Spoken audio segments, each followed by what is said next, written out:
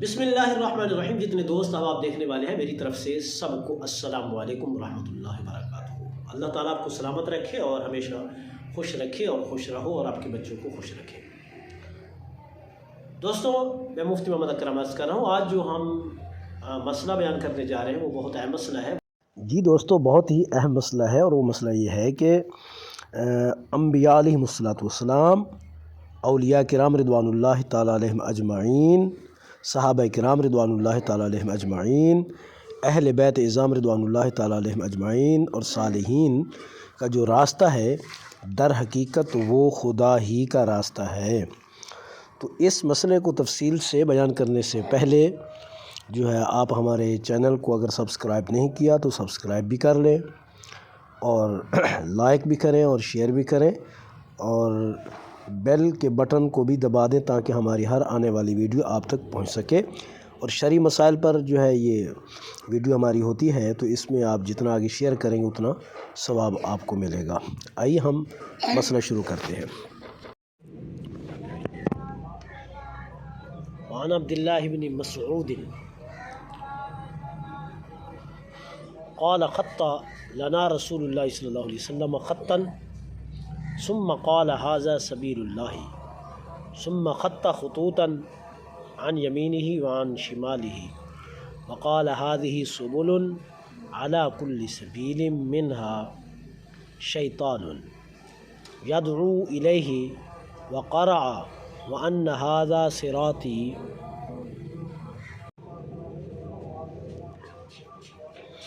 अन्न हाज़ा सिराती मुस्तक़ीमन फत्तबिऊहुल आया। रवाहु अहमद व नसाई व दारमिय्यो। हदीस का नंबर 158। ठीक है मेरे भाई। हज़रत अब्दुल्ला इब्न मसऊद रज़ियल्लाहु ताला अन्हु से हदीस मरवी है। अब फरमाते हैं, ख़त्त लना रसूलुल्लाह सल्लल्लाहु अलैहि वसल्लम ख़त्तन। नबी सल्लल्लाहु अलैहि वसल्लम ने हमारे सामने एक सीधा ख़त खींचा, ख़त्तन। ठीक है मेरे भाई, एक लकीर खींची। क़ाल हाज़ा सबीलुल्लाह, फरमाया यही अल्लाह का रास्ता है, यही अल्लाह का रास्ता है। सुम्मा ख़त्ता ख़ुतूतन अन यमीनिही व अन शिमालिही, फिर हुजूर ने उस लकीर के दाएं तरफ और बाएं तरफ बहुत सारे लकीरें खींची। ठीक है। वक़ाल हाज़िही सुबुलुन अला कुल्लि सबीलिन मिनहा शैतान।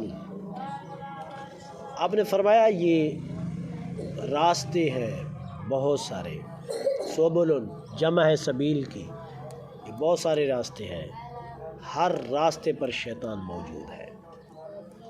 ठीक है, हर रास्ते पर शैतान मौजूद। यदऊ इलैहि, और वो अपनी तरफ बुलाता है, दावत देता है, अपनी तरफ खींचता है। व क़रअ अन्न हाज़ा सिराती मुस्तक़ीमन फत्तबिऊह। नबी अलैहिस्सलातु वस्सलाम ने इस मुक़द्दस आयत की तिलावत की जिसका तर्जमा ये है, अन्न हाज़ा सिराती मुस्तक़ीमा, अल्लाह ने फरमाया मेरा रास्ता ही सीधा रास्ता है और उसी रास्ते पर चलो, उस रास्ते की इत्तिबा करो। इस हदीस को इमाम अहमद ने रिवायत किया, नसाई ने रिवायत किया और दारमी ने इसको रिवायत किया। ठीक है मेरे भाई, यह हदीस का तर्जमा हो गया मेरे भाई। अब रसूलुल्लाह सल्लल्लाहु अलैहि वसल्लम की क्या ही खूबसूरत तालीम है, आपके समझाने का अंदाज़ बहुत प्यारा अंदाज़ है। ठीक है ना मेरे भाई। आपने एक लकीर खींचकर एक मिसाल कायम कर दी और मिसाल दिखा दी। फरमाया बस एक रास्ते पर चलते रहो। वो कौन सा रास्ता है? अल्लाह का रास्ता है, अल्लाह के नबी का रास्ता है और صحابہ کرام رضوان اللہ تعالی علیہم اجمعین کا راستہ ہے۔ اللہ نے جو کچھ بتایا نبی صلی اللہ علیہ وسلم اسی پر چلے، انبیاء علیہ السلام اسی راستے پر چلے، اور پھر جو نبی علیہ السلام نے بتایا اللہ کا راستہ تو صحابہ کرام رضوان اللہ تعالی علیہم اجمعین اسی پر چلے، اور صحابہ کرام رضوان اللہ تعالی علیہم اجمعین نے اسی پر عمل کیا۔ تو جس راستے پر صحابہ کرام چلے وہی راستہ انبیاء علیہ السلام کا راستہ ہے، اور جس راستے پر انبیاء علیہ السلام چلے وہی راستہ اللہ رب العزت کا راستہ ہے۔ کوئی شخص ڈائریکٹ اللہ کا راستہ اختیار نہیں کر سکتا۔ اس سے نفی ہو گئی ان لوگوں کی جو ڈائریکٹ کہتے ہیں بس قرآن سے استدلال کرو، احادیث اقوال صحابہ کو چھوڑ دیتے ہیں، صرف کہتے ہیں کہ قرآن کی پیروی کرو۔ ٹھیک ہے نا میرے بھائی؟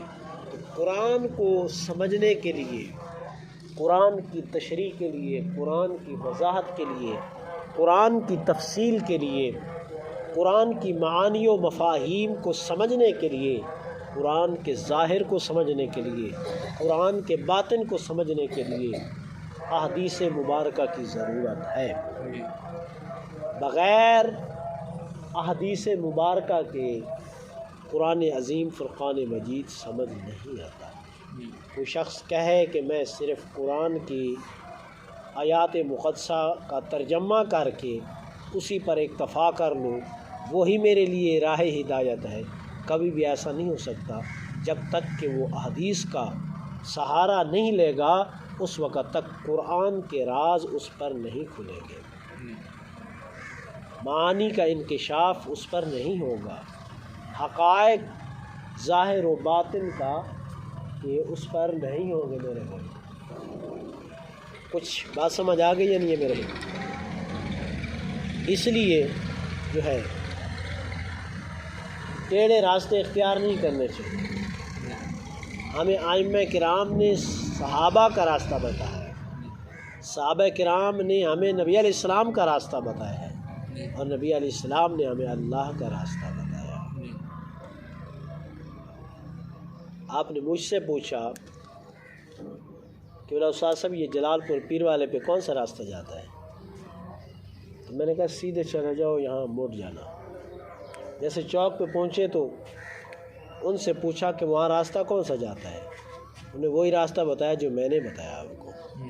آپ پیر گئے پہنچے یا پل کھارا پہنچے یا پکی پل پہنچے، کسی اور سے پوچھ لیا آپ نے کہ یار میں نے جلال پور پیر والے پہ جانا ہے، کون سا راستہ جانا ہے؟ آپ کو کیا بتائیں گے؟ وہ سیدھے چلے جانا۔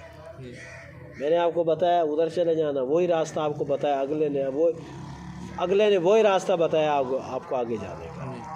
ابھی اشخاص تو متعدد ہو گئے ہیں لیکن راستہ ایک ہے۔ ٹھیک ہے، اللہ کا راستہ ایک ہے، بتانے والی ہستیاں جو ہے وہ مختلف ہو گئے۔ تو اللہ نے راستہ بتایا اپنے نبی کو، اس کے پیارے نبی نے راستہ بتایا اپنے صحابہ کرام کو، پھر صحابہ کرام نے وہ راستہ بتایا کہ تابعین کو، تابعین نے وہ راستہ بتایا تبع تابعین کو، پھر وہ سلسلہ چلا تا قیامت اسی طرح یہ سلسلہ چلتا رہے گا۔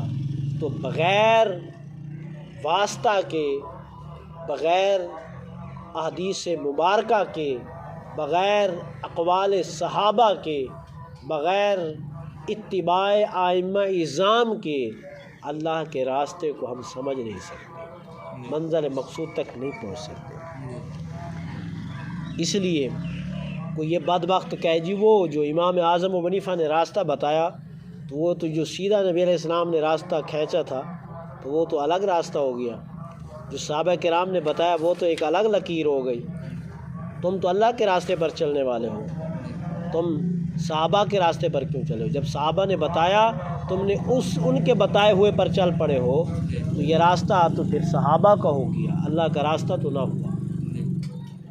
یا کوئی کم بخت بدبخت یہ کہے کہ جو راستہ نبی نے بتایا، نبی علیہ السلام نے بتایا، وہ راستہ جو اللہ تک پہنچتا ہے، تو پھر تو تم نبی کے کہنے پر چل رہے ہو، تو گویا کہ نبوت کا راستہ اختیار کیا، نہ کہ سبیل اللہ کا راستہ، اللہ کا راستہ تم نے اختیار کیا۔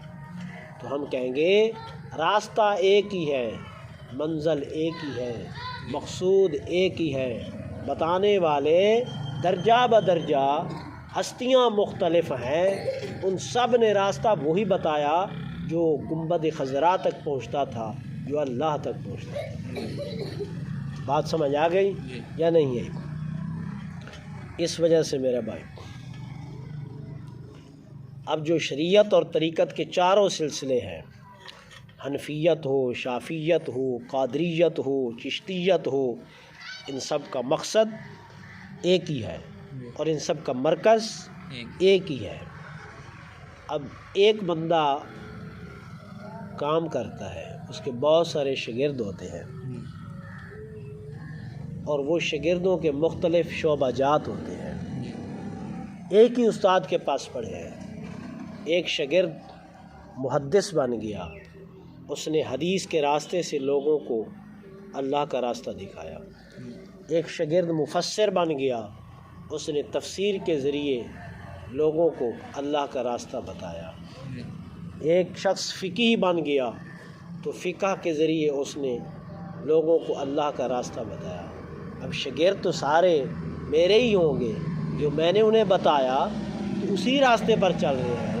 یہ ایک الگ سی بات ہے کہ کسی نے شعبہ حدیث اختیار کر لیا، کسی نے شعبہ تفسیر اختیار کر لیا، کسی نے شعبہ فقہ اختیار کر لیا، لیکن ان کا جو مقصد ہے وہ اپنے استاد کے دیے ہوئے سبق کے ذریعے اللہ کا راستہ بتانا ہے۔ اسی طرح اللہ نے راستہ بتایا نبی علیہ السلام کو، پھر آگے نبی علیہ السلام کی ہزاروں لاکھوں کی تعداد میں تلامذہ ہوئے، ٹھیک ہے، مختلف شعبہ جات میں انہوں نے کام کیے، ان شعبہ جات میں رہ کر وہ راستہ وہی بتاتے ہیں جو ان کے استاد نبی محترم صلی اللہ علیہ وسلم نے بتایا، ٹھیک ہے نا میرے بھائی۔ اسی طرح پھر صحابہ کے آگے شاگرد، کوئی طریقت میں چلا گیا، کوئی شریعت میں۔ طریقت اور شریعت چیز ایک ہی ہے، بات سمجھ آ گئی نہیں؟ یہ چیز ایک ہی ہے، طریقت شریعت سے جدا نہیں ہے اور شریعت طریقت سے جدا نہیں ہے۔ جس طرح کوئی درخت بغیر پتوں کے مکمل نہیں ہوتا، شاخیں پتوں کے بغیر مکمل نہیں ہوتے، اور پتے جو ہے وہ شاخوں کے بغیر مکمل نہیں ہوتے۔ شاخیں ہوں گی تو پتے لگیں گے، پتے ہوں گے تو شاخیں ہوں گی۔ جہاں شاخیں ہوں گی وہاں پتے بھی ہوں گے، اور جہاں پتے ہوں گے وہاں شاخیں بھی ہوں گی۔ یہی مثال ہے طریقت اور شریعت کی، ٹھیک ہے۔ تو یہ شریعت ایک پرندہ ہے اور طریقت اس کے لیے پر ہے، جس سے انسان اڑان کرتا ہے، اڑتا رہتا ہے میرے بھائی، ٹھیک ہے نا میرے بھائی۔ تو شریعت اصل ہے اور یہ طریقت جو ہے اس کے پر ہے، اس کے کیا ہے میرے بھائی؟ پر ہے۔ تو جس کے پاس اصل ہوگی اس کے پاس پر بھی ہوگی، جس کے پاس کہے جی میرے پاس پر تو ہے اصل نہیں ہے، ایسا تو نہیں ہو سکتا میرے بھائی۔ اس وجہ سے بعض لوگوں نے طریقت کو اختیار کر لیا تو شریعت سے منہ موڑ لیا، انہوں نے کہا شریعت اور چیز ہے، طریقت اور چیز ہے۔ بعض لوگوں نے شریعت پر عمل کر لیا تو طریقت سے منہ موڑ لیا، ٹھیک ہے نا میرے بھائی۔ تو چار امام، سیدنا حضرت امام اعظم ابو حنیفہ رحمۃ اللہ تعالیٰ علیہ، سیدنا حضرت امام احمد بن حنبل رحمۃ اللہ تعالیٰ علیہ، سیدنا حضرت امام مالک رحمۃ اللہ تعالیٰ علیہ، سیدنا حضرت امام شافعی رحمۃ اللہ تعالیٰ علیہ، یہ شریعت کے امام ہیں، لیکن مرکز و محور ایک ہی ہے، راستہ ایک ہی بتاتے ہیں، ٹھیک ہے نا میرے بھائی۔ اور اسی طرح طریقت کے بھی چار امام، سیدنا حضرت شہنشاہ بغداد سیدنا حضرت غوث اعظم رضی اللہ عنہ، شہنشاہ گورڈا، ٹھیک ہے، معین الدین چشتی رحمۃ اللہ تعالیٰ علیہ، شاہ شہاب الدین سہروردی رحمۃ اللہ تعالیٰ علیہ، خواجہ معین الدین اجمیری رحمۃ اللہ تعالیٰ علیہ۔ تو یہ چاروں سلاسل طریقت کے امام ہیں، کس کے امام ہیں؟ طریقت کے امام ہیں۔ تو جو طریقت کے امام ہیں ان میں شریعت بھی موجود ہے، جو شریعت کے امام ہیں ان میں طریقت بھی موجود ہے۔ فرق اتنا ہے کہ جو شریعت کے امام ہیں انہوں نے فقہی مسائل بتائے ہیں، اور جو طریقت کے امام ہیں انہوں نے معرفت، خدا تک پہنچنا، ٹھیک ہے نا میرے بھائی، وہ مسائل بتائے ہیں۔ تو اس وجہ سے شریعت والوں کو معرفت حاصل ہوتی ہے اور معرفت والوں کو شریعت حاصل ہوتی ہے۔ تو شریعت معرفت سے منفک نہیں ہے اور معرفت جو ہے وہ شریعت سے منفک نہیں ہے۔ تو راستہ ایک ہی ہے، بتانے والی ہستیاں اس راستے میں وہ متعدد ہیں، ٹھیک ہے، وہ ایک ہی راستہ بتاتے ہیں کہ بس تم نبی علیہ السلام کے بتائے ہوئے راستے پر چل پڑو تو خدا تک تم پہنچ جاؤ گے اور خدا تمہارا متلاشی ہوگا، پھر خدا تم سے محبت کرے گا۔ کیسے ہے قرآن پاک میں؟ قل اطیعوا اللہ واطیعوا الرسول، ٹھیک ہے، اللہ کی اطاعت کرو اور رسول کی اطاعت کرو، ٹھیک ہے۔ اور دوسرے مقام پر فرمایا قل ان کنتم تحبون اللہ فاتبعونی یحببکم اللہ ویغفر لکم ذنوبکم واللہ غفور رحیم۔ فرمایا اگر تم اللہ سے محبت کرنا چاہتے ہو، قل ان کنتم تحبون اللہ، اللہ سے اگر تم محبت کا رشتہ جوڑنا چاہتے ہو تو پھر آگے کیا آقا علیہ السلام نے فرمایا؟ اللہ نے فرمایا قل ان کنتم تحبون اللہ فاتبعونی، اے محبوب انہیں کہہ دو اگر تم خدا سے محبت کرنا چاہتے ہو فاتبعونی، پھر میری اتباع کرو، میری اتباع کرو۔ اگر تم خدا سے محبت کرنا چاہتے ہو نا، حالانکہ بمقتضیٰ عقل کیسے ہونا چاہیے ہے؟ اے محبوب فرما دو اگر تم اللہ سے محبت کرنا چاہتے ہو تو پھر اللہ کی اتباع کرو۔ مقتضیٰ عقل، عقل کے تقاضے کے مطابق تو یوں ہی ہونا چاہیے ہے کہ لوگوں اگر تم اللہ سے محبت کرنا چاہتے ہو تو پھر اللہ کی اتباع کرو۔ یوں نہیں فرمایا، بلکہ فرمایا لوگوں تم اگر اللہ کی اتباع کرنا چاہتے ہو، اللہ سے محبت کرنا چاہتے ہو تو فاتبعونی، پھر چلو میرے راستے پر، اتباع میری کرو۔ محبت خدا سے اور اتباع میری کرو۔ اتباع کس کی کرو؟ میری کرو۔ فاتبعونی، جب تم میری اتباع کرو گے تو پھر تمہیں یہ کہنے کی ضرورت نہیں رہے گی کہ ہم اللہ سے محبت کرتے ہیں، پھر اللہ تم سے خود بخود محبت کرے گا، پھر وہ راستہ تم پر خود بخود چل کر آئے گا، پھر اس کی معرفت تمہیں خود بخود نصیب ہو جائے گی، پھر تم پر سارے دروازے خود بخود کھل جائیں گے، ٹھیک ہے۔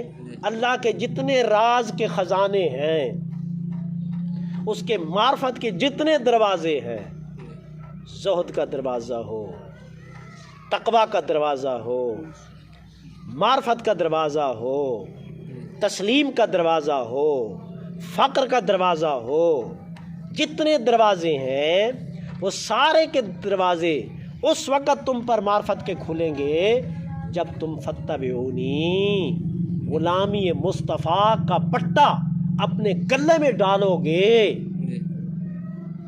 ٹھیک ہے۔ یحببکم اللہ، پھر اللہ تم سے محبت کرے گا، یہ نہیں کہ میں تم سے محبت کروں گا، پھر اللہ تم سے محبت کرے گا، ٹھیک ہے۔ اگر تم اللہ سے محبت کرنا چاہتے ہو نا تو پھر اللہ بھی تو تم سے محبت کرے نا، ہے۔ اب تم کہو ہم اللہ سے محبت کرتے ہیں، اللہ کو ایک مانو، اللہ کو ایک مانو، وحدہ لا شریک اس کو مانو، اسی کی مانو، اسی کی اتباع کرو، ٹھیک ہے۔ جس طرح کے بعض لوگوں کے باطل نظریات ہیں تو قرآن نے ان نظریات کی نفی کر دی اور فرمایا اے میرے بابو محبوب، یہ جو چکرالوی ہیں نا، چکرالوی، یہ بھی کسی چکر میں نہ رہیں، اور یہ جو کیا نام ہے غیر مقلد ہے یہ بھی کسی چکر میں نہ رہیں، یہ جو ڈریک والے ہیں یہ بھی کسی چکر میں نہ رہیں، سب کا دعویٰ ایک ہے، ہم اللہ سے محبت کرتے ہیں۔ کس سے محبت کرتے ہیں؟ اللہ سے محبت کرتے ہیں۔ اللہ سے۔ وابی بھی کہتا ہے میں اللہ سے محبت کرتا ہوں، سنی بھی کہتا ہے میں اللہ سے محبت کرتا ہوں، دیوبندی بھی کہتا ہے میں اللہ سے محبت کرتا ہوں، چکرالوی بھی کہتا ہے اللہ سے محبت کرتا ہوں، قدیانی بھی کہتا ہے میں اللہ سے محبت کرتا ہوں، عیسائی بھی کہتا ہے میں اللہ سے محبت کرتا ہوں۔ بات سمجھ آ گئی یا نہیں آئی؟ ان ساروں کا ایک ہی دعویٰ ہے، ہم اللہ سے محبت کرتے ہیں۔ وہ یہ دعویٰ نہیں کر سکتا کہ اللہ مجھ سے محبت کرتا ہے۔ ان سب کا دعویٰ ہے کہ ہم اللہ سے محبت کرتے ہیں، ٹھیک ہے؟ اس کے لیے حضور نے اصول مقرر کر دیا، فرمایا محبت جو ہوتی ہے وہ جانبین سے ہوتی ہے۔ محبت جو ہوتی ہے وہ کس سے ہوتی ہے؟ جانبین سے ہوتی ہے۔ میں آپ سے محبت کروں آپ نہ کرو تو کوئی فائدہ ہے میرے بھائی؟ آپ مجھ سے محبت کرو میں آپ سے نہ کروں تو کوئی فائدہ نہیں ہے۔ بیٹا باپ سے محبت کرے اور باپ بیٹے سے محبت نہ کرے کوئی فائدہ ہے؟ باپ بیٹے سے محبت کرے بیٹا نہ محبت کرے تو کوئی فائدہ ہے؟ کوئی فائدہ نہیں ہے۔ شوہر بیوی سے محبت کرے اور بیوی نہ کرے تو کوئی فائدہ ہے؟ اور بیوی شوہر سے محبت کرے تو شوہر نہ کرے کوئی فائدہ ہے؟ تو میرے بھائی یہ دنیا میں جو تعلق محبت ہے یہ جانبین سے جڑا ہوا ہے۔ سب ایک ہی دعویٰ کرتے ہیں کہ ہم اللہ سے محبت کرتے ہیں۔ کس سے محبت کرتے ہیں؟ اللہ سے محبت کرتے ہیں۔ تو کام تو تب بنے گا نا جب اللہ بھی ہم سے محبت کرے۔ ہمارے پاس کیا سرٹیفکیٹ ہے؟ ہم تو کہہ رہے ہیں کہ اللہ ہم سے محبت کرتا ہے، اللہ ہم سے محبت کرے، یہ ہمارے پاس کیا سرٹیفکیٹ ہے؟ اگر آپ کہو کہ اگر وہ ہم سے محبت نہ کرتا تو ہمیں رزق نہ دیتا، تو رزق تو وہ کافروں کو بھی دیتا ہے، تو پھر کیا کہو گے؟ کافروں سے بھی محبت کرتا ہے، کافروں سے بھی محبت کرتا ہے۔ آپ کہو جی اس نے محبت ہے تو رات ہمارے لیے سکون کے لیے بنا دی ہے، تو کافر رات میں نہیں سوتا ہے؟ معیار محبت یہ نہیں ہے۔ نبی علیہ السلام نے فرمایا اگر تم اللہ کی محبت کا منظر دیکھنا چاہتے ہو کہ تم سے خدا محبت کرے، تم سے خدا محبت کرے، تم تو کہتے ہو کہ ہم خدا سے محبت کرتے ہیں، اگر تم دوسری طرف سے محبت کا منظر دیکھنا چاہتے ہو تو پھر وہ محبت کا منظر تم ڈائریکٹ نہیں دیکھ سکتے۔ فاتبعونی، پھر تم میری پیروی کرو، میرے بتائے ہوئے راستے پر چلو، میرے نقش قدم پر چلو، میں جو کہوں وہ کرو، میں جو کہوں گا وہی دین ہے، میں جو کہوں گا وہی اسلام ہے، میں جو کہوں گا وہی سیدھا راستہ ہے میرے بھائی، اور وہی خدا کا راستہ ہے۔ جو میں نے لکیر کھینچی ہے نا، میں نے جو کہہ دیا یہ خدا کا راستہ ہے، یہ میری اداؤں کا نام ہے، یہ میرے کردار کا نام ہے، یہ میری صفات کا نام ہے۔ بات سمجھ آ گئی نہیں میرے بھائی؟ اس لیے میرے بھائی تو یہ جو ہے محبت کا مطلب کیا ہے؟ فاتبعونی، تو میرے دروازے پر آ جاؤ، میری حدیث کی اتباع کرو، میری سنت کی اتباع کرو، جو میں نے کہا اس کی اتباع کرو، جو میں نے کیا اور کہا نہیں اس کی اتباع نہ کرو، تمہارے بس کی بات نہیں ہے۔ اسی کا نام اہل سنت ہے میرے بھائی، اسی کا نام اہل سنت ہے۔ جو میں نے کہا وہ کرو، اور جو میں نے کیا اور کہا نہیں وہ نہ کرو، اس لیے کہ تمہارے بس کی بات نہیں ہے۔ بہت ساری چیزیں ایسی ہیں جو میں نے کی ہیں وہ تمہاری طاقت سے باہر ہے، وہ تم نہیں کر سکتے، تمہاری طاقت سے باہر ہے۔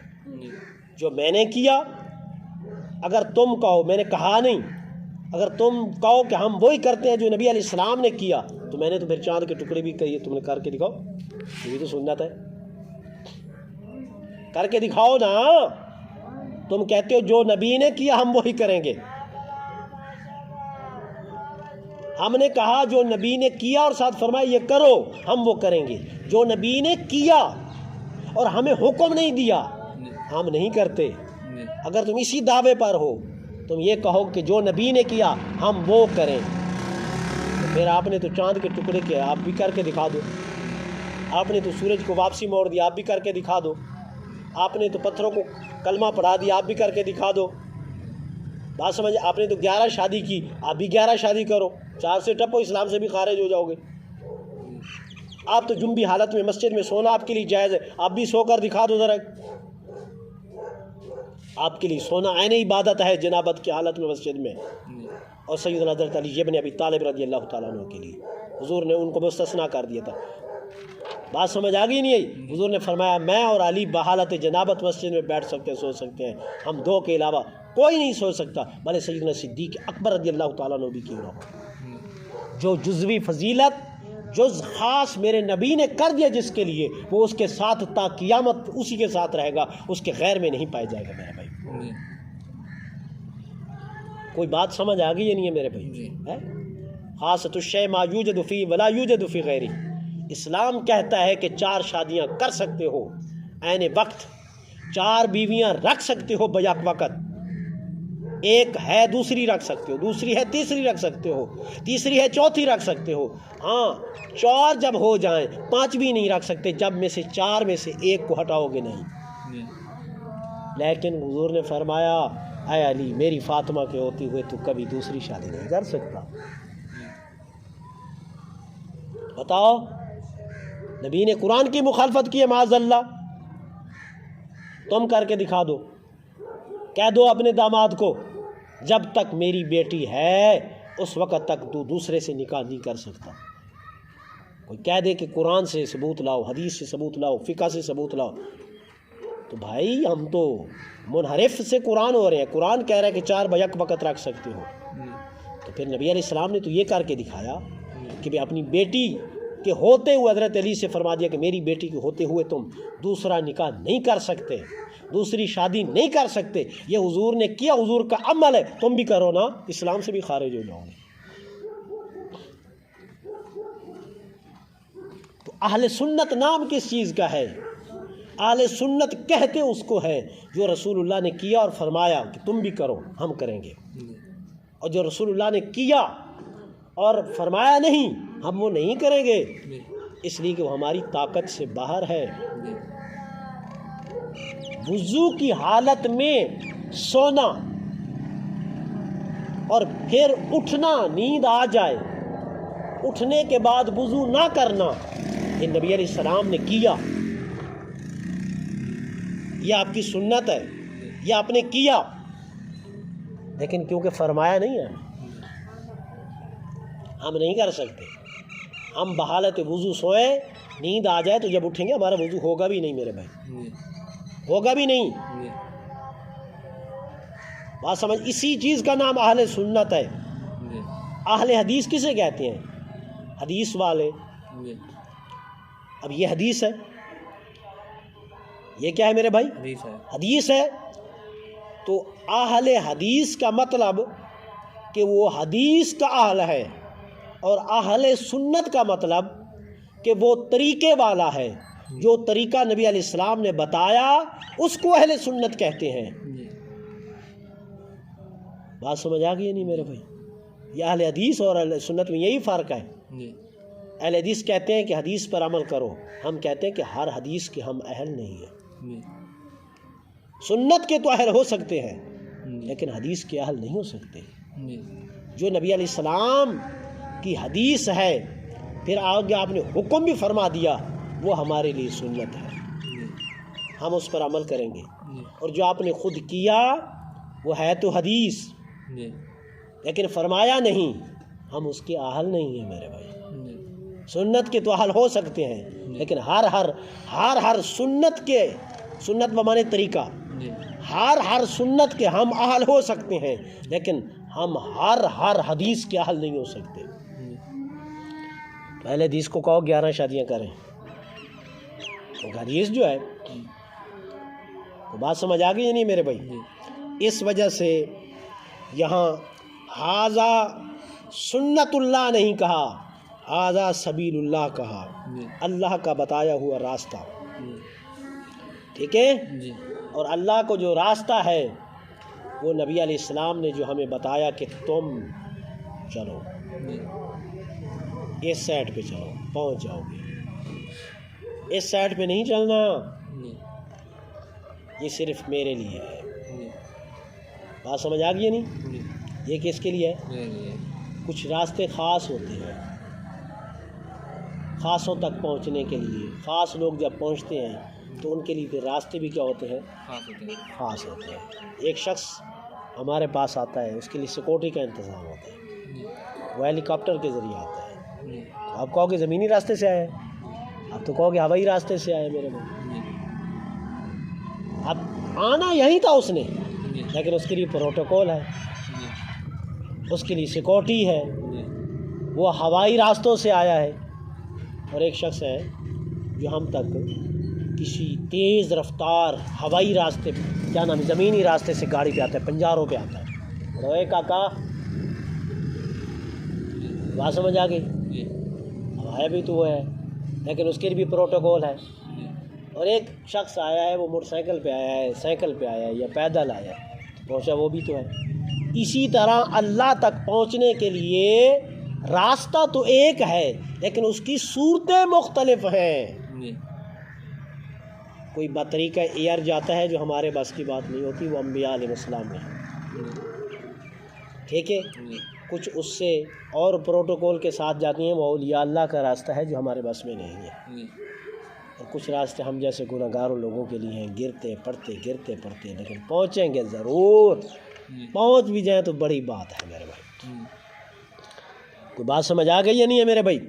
اس لیے فرمایا کہ اے محبوب اعلان کر دو کہ جو اللہ سے محبت کرے تو فتبعونی، وہ میری کیا کرے؟ اتباع کرے.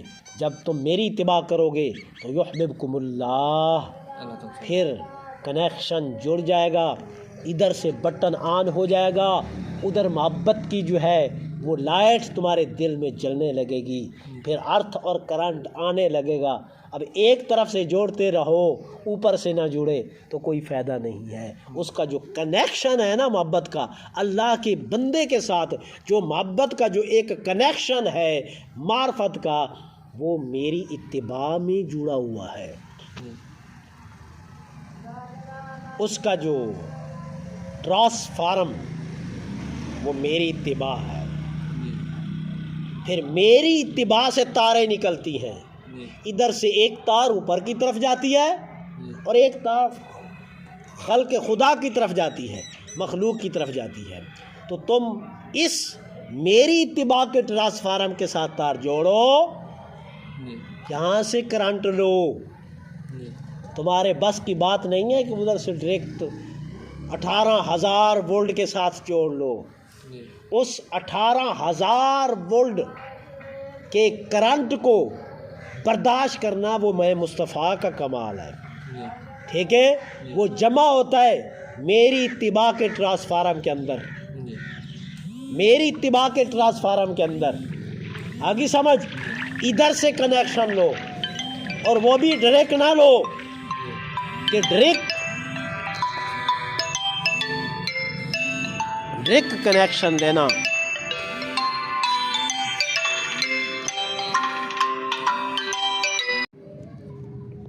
ٹھیک ہے. تو ڈائریکٹ فیض مجھ سے لینا یہ بھی تمہارے ہر ایک کی بس کی بات نہیں ہے. جو یہ مرکز ہے نا، اتباع، میری اتباع کرو، ٹھیک ہے. اوپر سے جو فیضان آتا ہے نا تو صرف یہیں آتا ہے، ادھر تک بس. پھر آگے فیضان جو لینا چاہے تو وہ کنیکشن کرے. اب وہ ڈائریکٹ مجھ سے بھی کنیکشن نہیں کر سکتا، موسیٰ علیہ السلام نہیں کر سکے. ہم کون ہیں؟ وہ کنیکشن موسیٰ علیہ السلام نہیں جوڑ سکے تو ہم کون ہیں میرے بھائی؟ ٹھیک ہے نا میرے بھائی؟ رب آرینی، اللہ سے ڈائریکٹ وہ کنیکشن جوڑ سکے تھے، اور میں نہیں، مجھے نہیں دیکھ سکتا ڈائریکٹ. اے موسیٰ تیرے بس کی بات ہی نہیں ہے. اگر تو نے مجھے دیکھنا ہے نا، مجھے دیکھنا ہے نا، میں دکھا تو سکتا ہوں لیکن تیرے اندر تاب نہیں ہے، تو پھر آسمانوں پر آ جانا، یار کو معراج میں بلاؤں گا، ٹھیک ہے. تو بہانہ سا بن جائے گا، پھر ادھر آ جانا، اس کو تو دیکھتا رہنا، یوں سمجھ لے کہ تو مجھے دیکھ رہا ہے، ٹھیک ہے. تو آگے سے نا ٹرانسفارم ہے، یہ بڑا تربیلا فیض ہے، یہ بڑا ٹرانسفارم ہے، ٹھیک ہے نا. اوپر سے فیض جہاں صرف آتا ہے، اس ڈیم سمجھتے ہو، سینہ مصطفیٰ، اوپر سے جو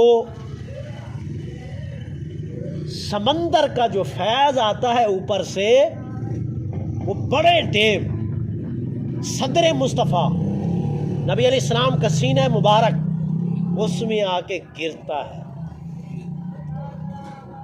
پھر ڈیم سے آگے تارے نکلتی ہے۔ اب یہ 18,000 بول رہا ہے نا، یہ ڈائریکٹ ڈیم سے نہیں آ رہی، آگے بات سمجھ۔ پھر اس کے ساتھ بابا چھوٹے چھوٹے ٹرانسفارم لگتے ہیں، لیکن وہ بھی بڑے ہوتے ہیں۔ بشکل سیدنا صدیق اکبر، بشکل سیدنا حضرت عمر بن الخطاب، بشکل سیدنا حضرت عثمان غنی، بشکل سیدنا حضرت علی بن ابی طالب رضوان اللہ تعالیٰ علیہم اجمعین، دیگر صحابہ کرام رضوان اللہ تعالیٰ علیہم اجمعین، مع ابنات مصطفیٰ، ٹھیک ہے نا میرے بھائی، اور ازواج مطہرات، ان تمام کی محبتیں پیار دل میں ہوں گے تو پھر رسول اللہ صلی اللہ علیہ وسلم کے سینے سے فیض حاصل کر سکتے ہو۔ اس میں ایک حدیث ہے، نبی علیہ السلام نے ارشاد فرمائے، صحابہ سے پوچھا، آپ نے فرمایا من حب اللہ، کون ہے تم میں سے جو اللہ سے محبت کرے؟ سب صحابہ نے عرض کی یا رسول اللہ، ہر ایک اللہ سے محبت کرنے کی خواہش کرتا ہے۔ تو فرمایا حبنی، پھر مجھ سے محبت کرو۔ کس سے محبت کرو؟ یہ کہہ کر حضور نے فوراً سوال کیا، فرمایا من احبنی، تم میں سے جتنے بیٹھو کون ہے جو مجھ سے محبت کرتے ہو؟ یا رسول اللہ ہم تو آپ سے محبت کرتے ہیں۔ آپ نے فرمایا حب القرآن، اگر مجھ سے محبت کرنا چاہتے ہو تو پھر قرآن سے محبت کرو۔ کس سے محبت کرو؟ قرآن سے محبت کرو۔ یہ کہہ کر حضور کچھ دیر خاموش ہوئے، پھر فوراً سوال کیا، فرمایا من حب القرآن، کون ہے جو قرآن سے محبت کرے؟ صحابہ نے عرض کیا رسول اللہ ہم سب قرآن سے محبت کرتے ہیں۔ تو فرمایا احب اہل بیتی، پھر میرے اہل بیت سے محبت کرو، میری اطرت سے محبت کرو۔ کس سے؟ اطرت سے، میری اولاد سے محبت کرو، میرے گھر سے محبت کرو، تو تمہیں قرآن کی محبت ملے گی، قرآن کی محبت ملے گی تو میری محبت ملے گی، میری محبت ملے گی تو اللہ کی محبت ملے گی۔ واضح حدیث ہے۔ تو اللہ نے اللہ کی محبت کو آپ نے موقوف رکھا ہے اپنی محبت پر، اپنی محبت کو موقوف رکھا ہے قرآن کی محبت پر، اور قرآن کی محبت کو موقوف رکھا ہے حضور کے گھرانے پر۔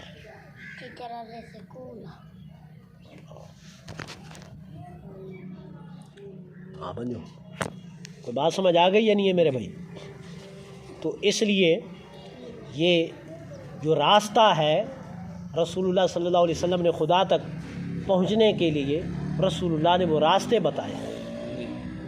راستہ ایک ہی ہے، اس کے طریقے بتائے ہیں۔ فرمایا یہ نہ سمجھ لینا کہ ھذا سبیل کہہ دیا، سبیل اللہ کہہ دیا، جو میں نے لکیر کھینچی ہے تو مجھے نکال کے ڈائریکٹ کہہ دینا کہ یہ وہ سیدھی لکیر ہے جو اللہ تک پہنچ گئی۔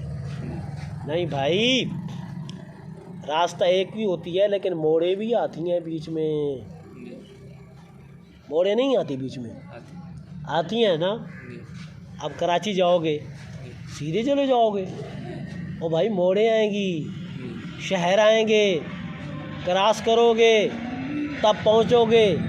راستہ ایک ہی ہے سبیل اللہ، لیکن وہ مڑتا ہے سینہ مصطفیٰ میں، پھر وہاں سے مڑتا ہے قرآن کی طرف، اور پھر قرآن سے مڑتا ہے اہل بیت کی طرف، پھر اہل بیت سے آگے تمام دنیا کی طرف۔